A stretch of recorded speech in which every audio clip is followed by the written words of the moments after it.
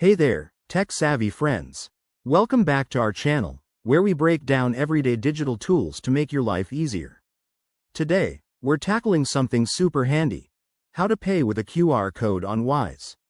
If you're new here, Wise is a fantastic app for sending and receiving money internationally with low fees and great exchange rates.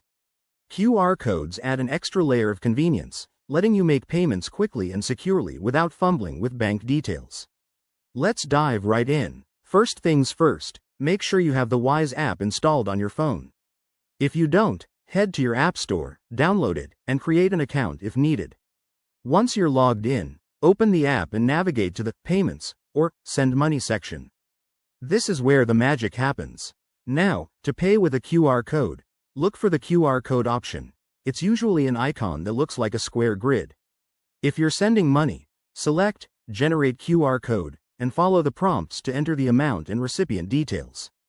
Wise will create a unique QR code for that transaction. On the other hand, if you're receiving a payment, ask the sender to generate a QR code and scan it using your Wise app's scanner feature. Once you have the QR code ready, point your phone's camera at it through the app. Wise will automatically read the code and pull up the payment details for you to review. Double-check everything, like the amount, currency, and recipient, to avoid any mistakes.